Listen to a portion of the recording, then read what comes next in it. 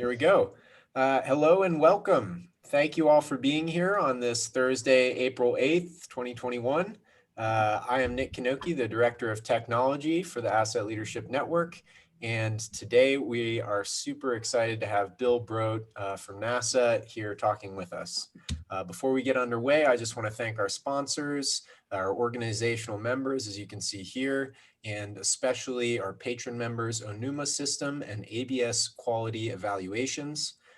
ABS Quality Evaluations provides organizational certification to numerous standards such as ISO 9001 and ISO 55001 or 90001 and ISO 55001.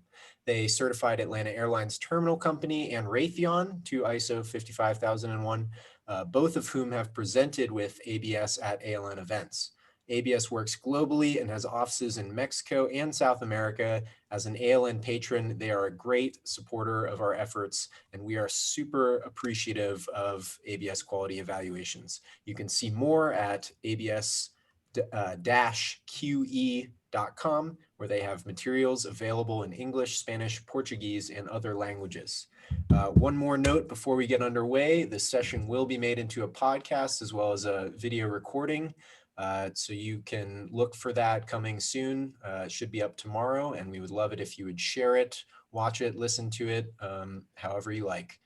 And with that, I would just like to say, if you're out there, we'd love to hear from you. So please put any comments or questions in the chat function or the Q&A function of this Zoom webinar. And now, Mike Bordenero. Thank you, Nick. And thank you, Bill, for joining us. Where are you joining us from? I'm at my home. And that's in Virginia? Silver Spring, Maryland. Ah, Silver Spring, Maryland. I'm in Chicago. Nick is from Lander, Wyoming. And I had the privilege of knowing Bill for almost 20 years. Bill is a joiner. He was involved in the National Institute of Building Sciences, where he chaired a committee on facilities, and he is involved in the AIA technical TAP. What did TAP stand for, Bill? Technology and Architectural Practice. Technology and Architectural Practice. And then I was so happy to see Bill was there right away at the beginning of the ALN. As a matter of fact, he is member number 11. He is a joiner, and he joins early and often. So we should have had you as a presenter before, but we're very glad to have you talking with us now. So how do you get to be an experimental facility manager for NASA? I think NASA puts most of its engineers in an experimental experimental engineer classification. It works very nicely, helps us speak to the aerospace and space engineers if you're viewed as part of the club. All right. So being the chair of the National Institute of Building Sciences facilities group probably brought you to their attention, but how do you get into being a NASA facilities engineer? Well, probably through the Federal Facilities Council, where I've been active for many years. I met NASA representatives on various committees there, and they subsequently invited me to participate in some of their activities, trial training programs, and a mishap investigation, which got me known a little bit more.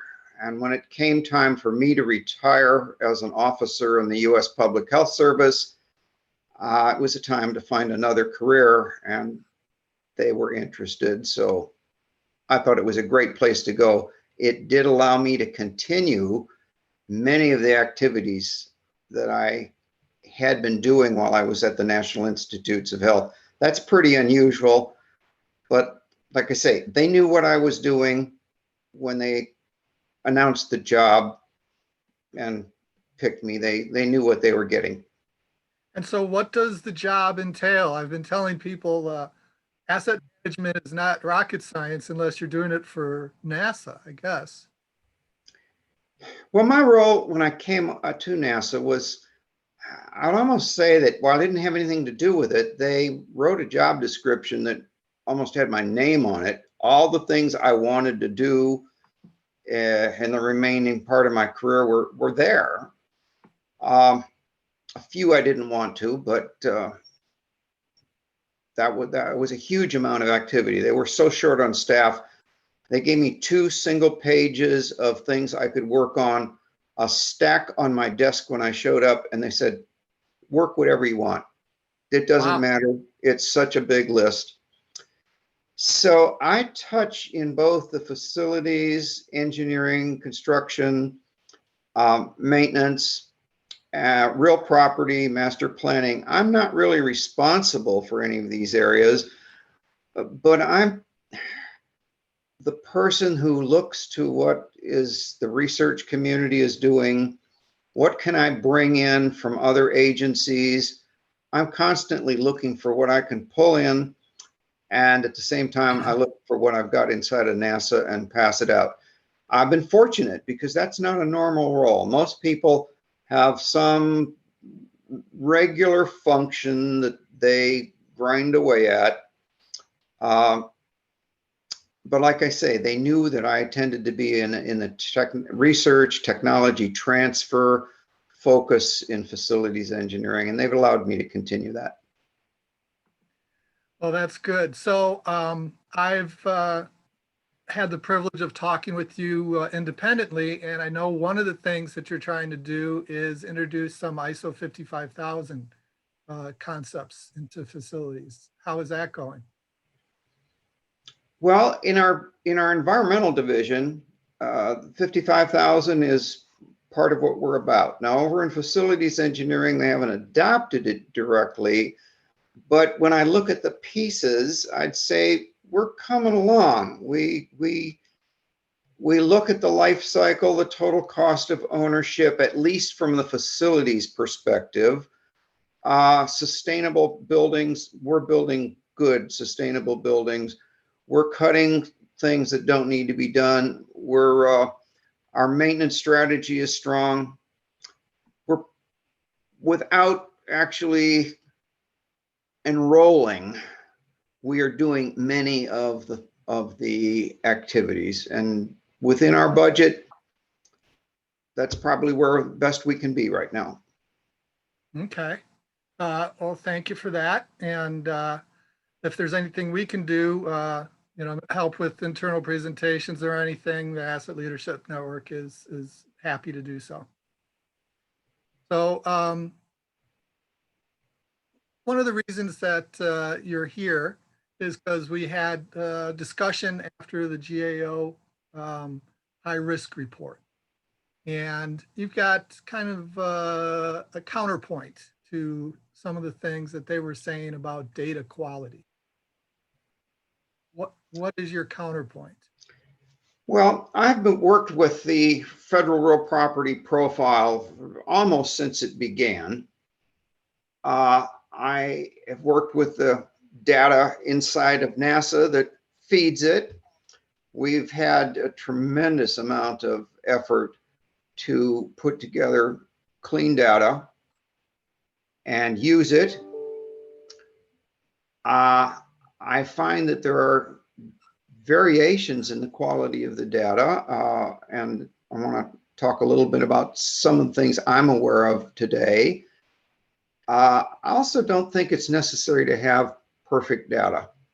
I'm drawn to a remark that David Skibbons, who was the principal author on a National Research Council report on facilities a few years ago.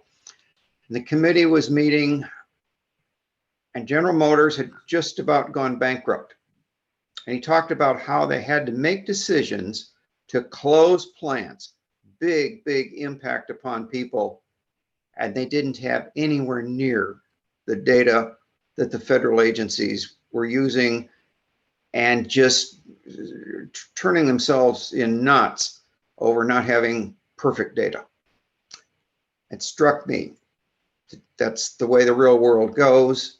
And while it's important to get your data better and better, and I'm a big believer in following standards and standard practices, we have to make decisions off of what I call dirty data often. And we have to understand where our models are strong and where they're weak, so we don't try to pull them too far. That makes sense. So you have some slides that illustrate this. Would you like to show those slides? Yes, I pulled together a few things coming off. The GAO reports are, always excellent. I have a lot of confidence in what they do. Now, if I can only figure out here what I'm trying to do, I'm saying share my entire screen. And let's see. Are you seeing my slides now? Not yet.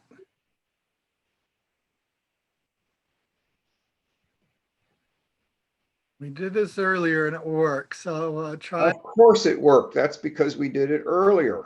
Yes. Okay. Share entire screen, but I'm not getting the one that says share at the bottom.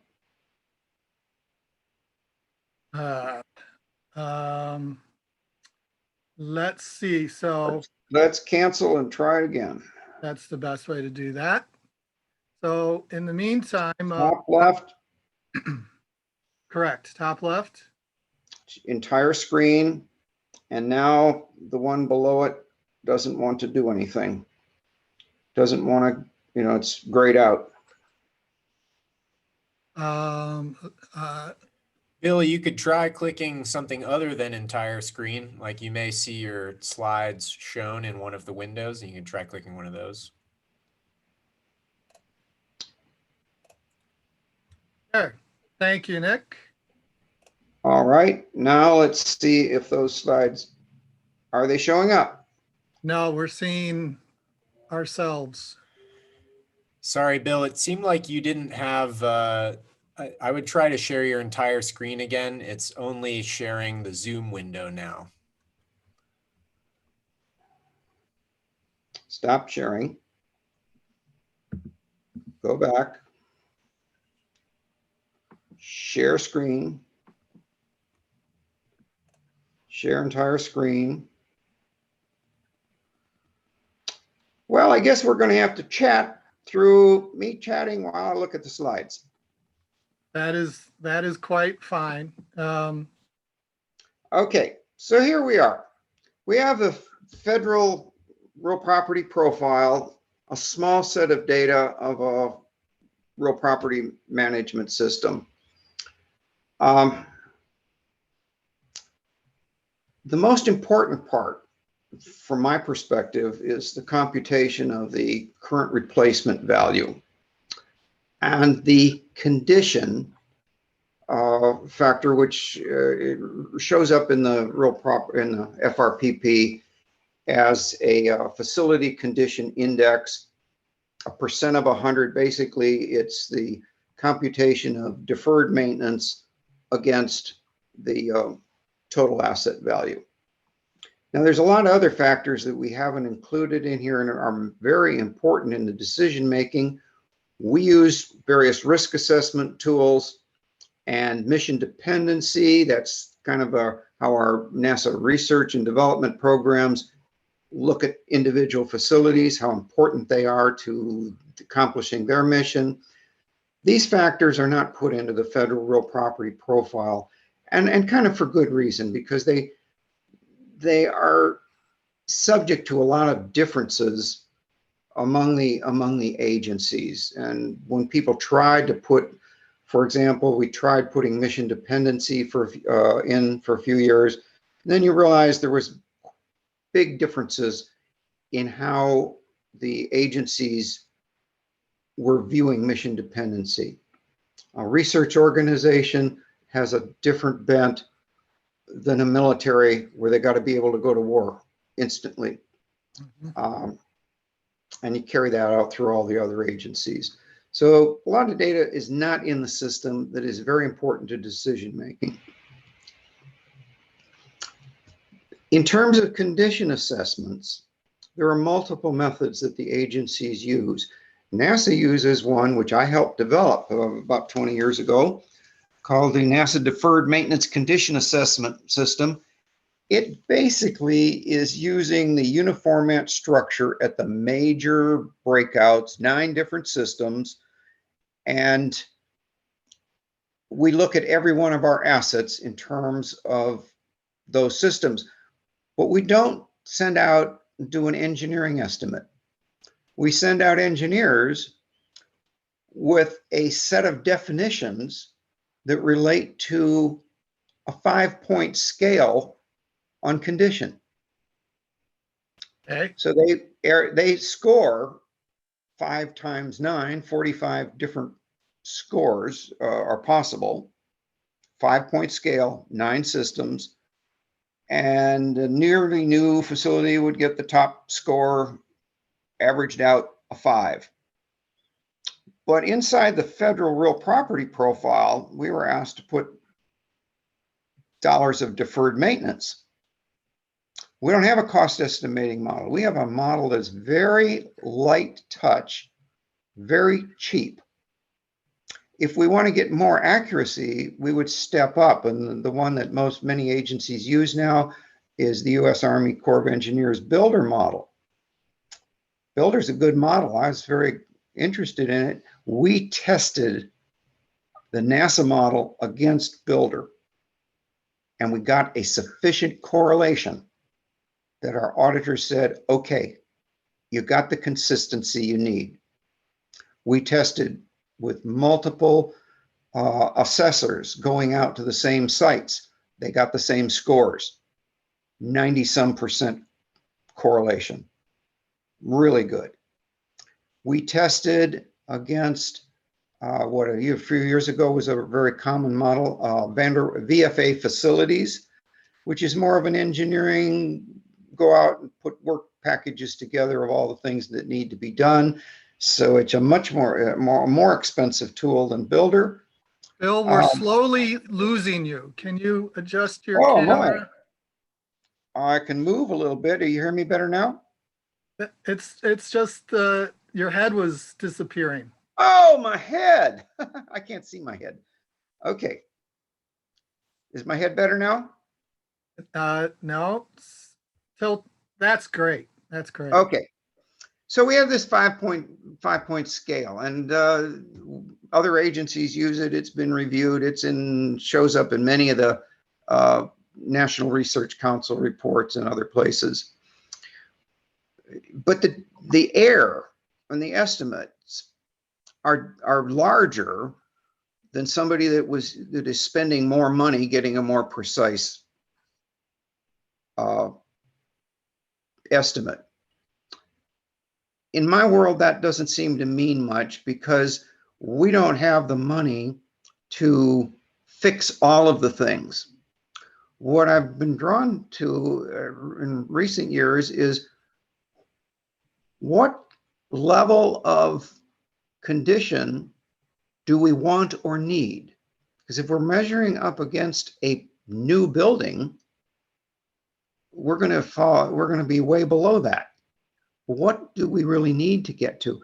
And that's been a hard one to grapple with inside of NASA. They've kind of settled on the level 4, the 4-point as the target agency average, but nobody has really gone and looked at that on an asset by asset, adjusted by mission dependency basis. It's just been what seemed acceptable, and we're not there.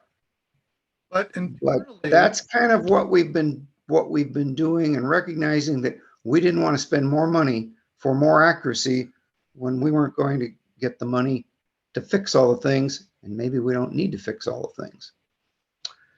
So if I look at it overall, we have about $40 billion worth of assets by replacement value. Okay, We get that by multiplying the original cost and escalating it using the Engineering News Records Building Cost Index every year. It's cheap. In fact, we didn't even buy the magazine. I'd go around and call people and find somebody that had a copy every January and use that multiplier. Every one of our technical assets has a problem with that, because that news index record is based on average costs of a couple of products in 20 major cities across America. And everybody will say, well, it's not my city. And, oh, I'm not in the city. I'm out, I'm at Kennedy Space Center. They're using Atlanta or Miami. It's going to cost more to get people out to my site. Everywhere, everybody has a reason why the numbers are not perfect, and they want better numbers until you say, fine, I need a certain amount of money to get a more accurate number, and then they all leave. And right now, when we started this, that's across the board. Whether it be the congressman or OMB or GAO or our finance office or the maintenance guys, everybody says the number's no good. It should be better. It should be higher. Until you say, okay, you want more accuracy, pay me to get it. They all walk away. So our deferred maintenance is not wait, let me ask something before you go. Okay. How successful do you feel you're being with your facilities with the level of information you have on their conditions and their repair needs? So one of the questions is, are all data equal in decision making, or are you using some data more accurate because of the risk and the value of the decisions to be made? How are you balancing this imperfect world? Well, the condition index is kind of a starting point for identifying assets that need work. We've also been doing a lot of work to identifying assets that we can divest of, and I'll show you, or I'll walk you through that in a minute. The idea of mission dependency, once we adopted it, is become embedded, and we're always checking to see that the program that is the occupant or responsible for the use of the facility has scored mission dependency, and doing some double checks on that to make sure they don't overrate themselves. There's a lot of work going on revising that right now. And then the risk assessments that go in. I mean, we are in a lot of areas where there are hurricane risks, tornado risks, fire out in the West Coast with and earthquake. So the risk assessment is a big part of it. And then there's a multi-tiered ranking that goes on. Each of our centers puts together what they feel are the good projects.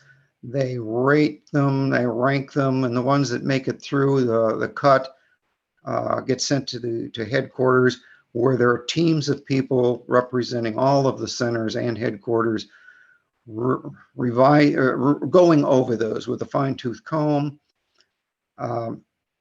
Once those are rated for, this is for major construction and major repairs, $500,000 and above. It will go through at least 2 more levels of review at higher and higher levels until they finally achieve agreement. And typically there's a budget cut somewhere along the year and something gets cut out. But I would say it's an impressive process, and there's nothing getting through that's not needed. They used to say they're all 5x5s. They're high risk, high value projects get through. Anything in a second tier, it just isn't getting done. Okay, so we've got 5 minutes left and a couple questions. We might have to go into overtime with the questions, but if you want to make any other comments about. Okay, yeah, I wanted to mention something in particular, that the modeling that we use is based on DoD modeling, which we adapted, and it works well when there's a lot of assets, but we have a lot of special purpose assets.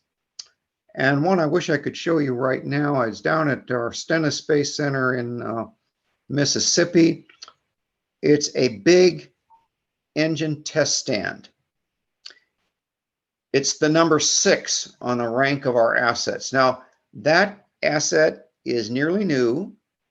It's in top condition. It's got a little wear and tear on it because halfway through construction, NASA changed direction at the approval request of the administration and the Congress, and we have no need for that asset, about $350 million.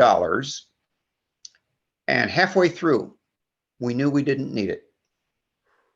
So it is skewing our results right now, an asset that if we were totally rational, we would have stopped construction.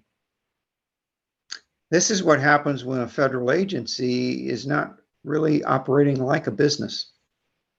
And there's nothing we can do about it.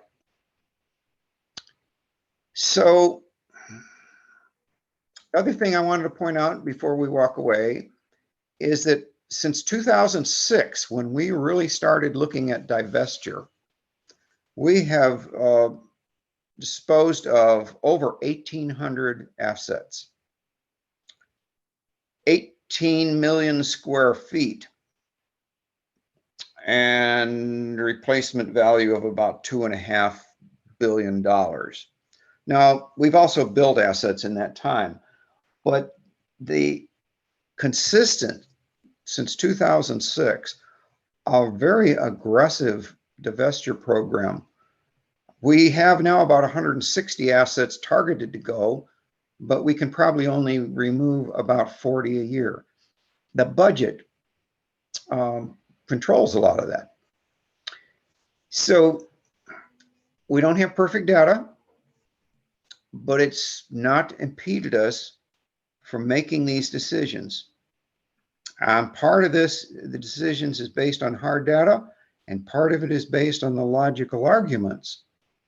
Much like law firms practicing in court, our centers come in and make their case with data and logical argument.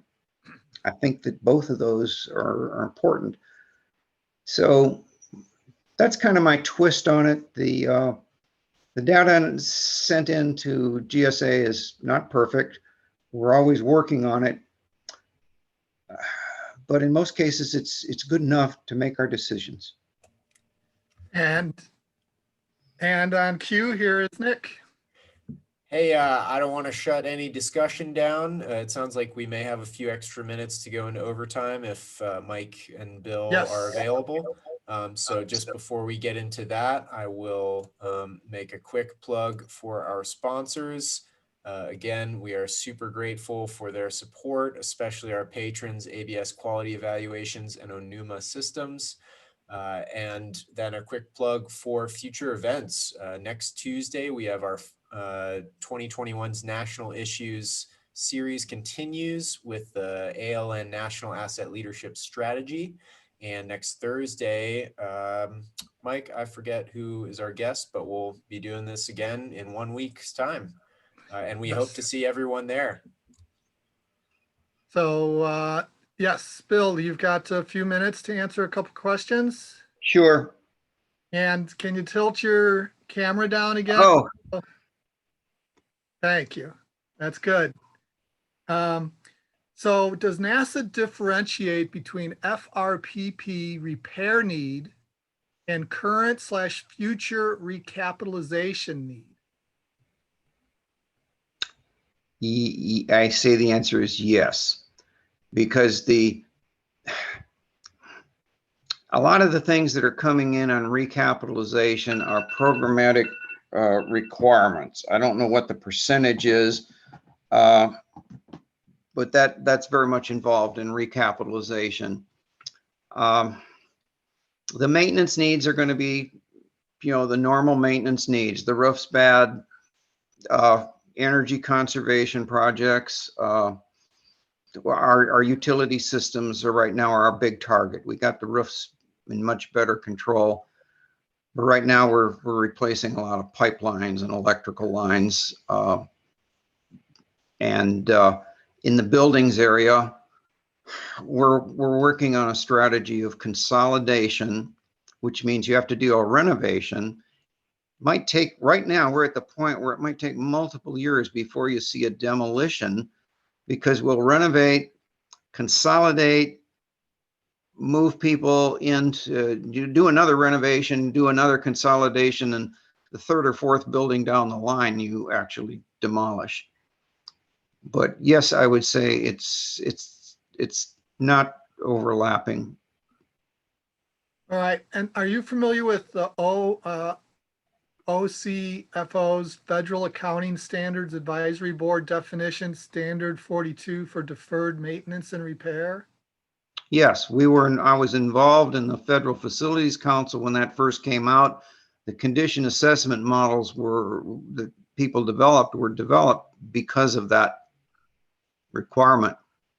And a couple years ago, they were modified a little bit. I was not involved in that, but.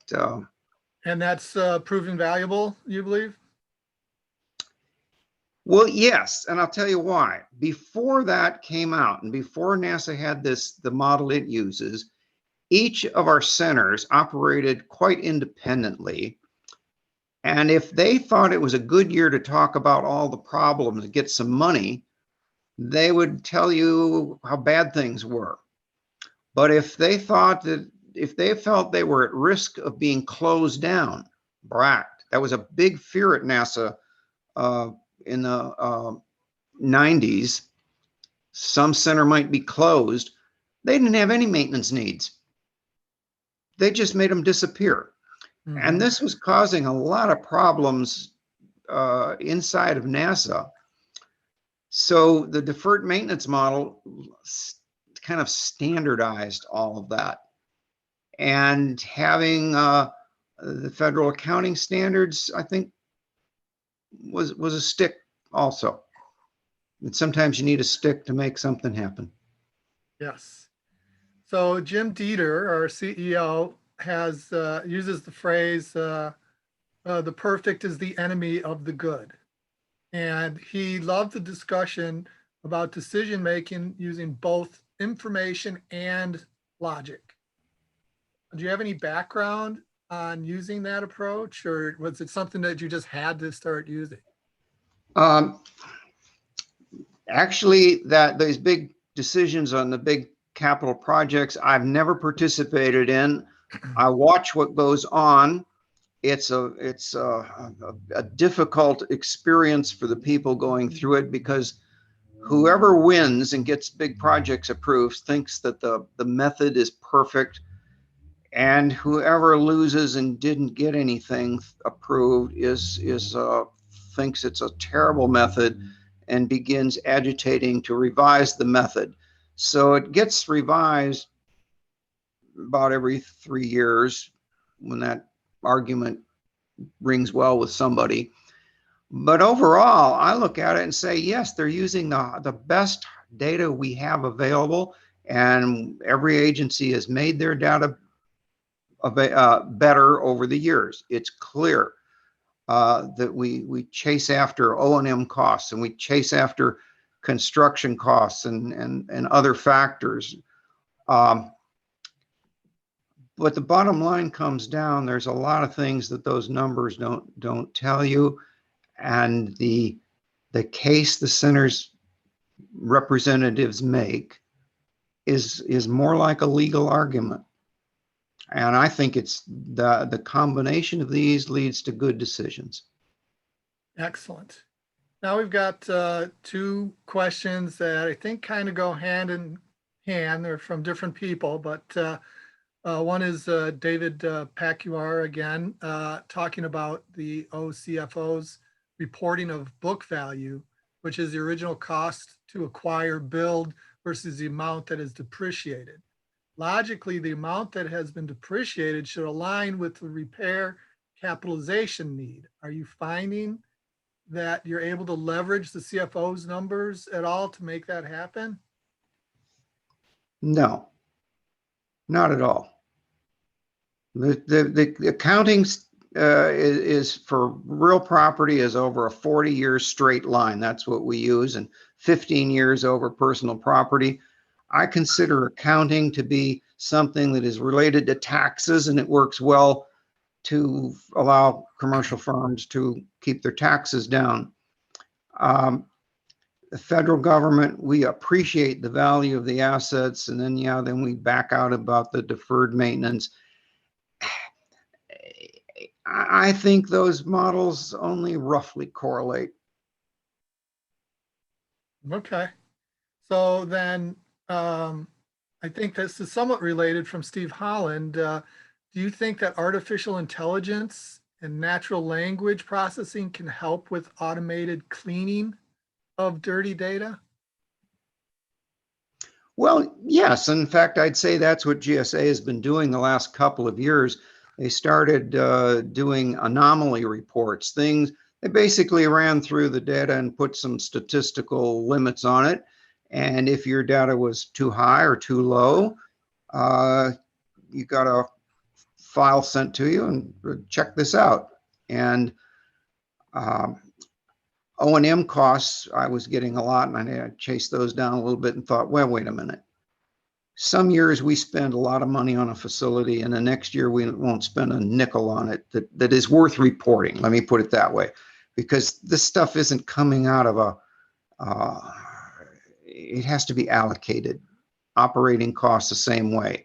So people put a lot of effort into it, but mostly we said those are all valid numbers. But we would once in a while, and last year I think I found 17 instances that GSA kicked back out of several hundred where I found the data was wrong, and we fix them.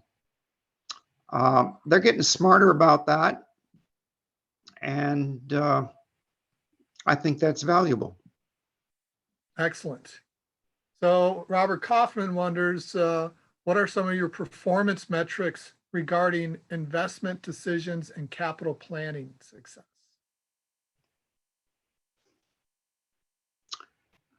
You know, that is not an area I particularly work in, but things go through the, we use a Corps of Engineers Econ Pack model, and there are other screening things you have to get through.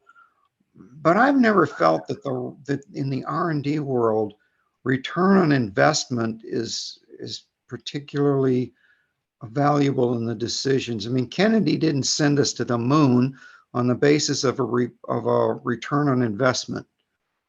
It was all about telling the Russians we could hit a dime many million miles away. So I know and there's analysis like that, but is based on the scientific objectives more than the traditional business case of what I've seen in NASA. But again, that's not an area that I'm particularly knowledgeable about, because I don't attend those high-level meetings on that. What about how it relates to facilities? Just facilities, not all assets.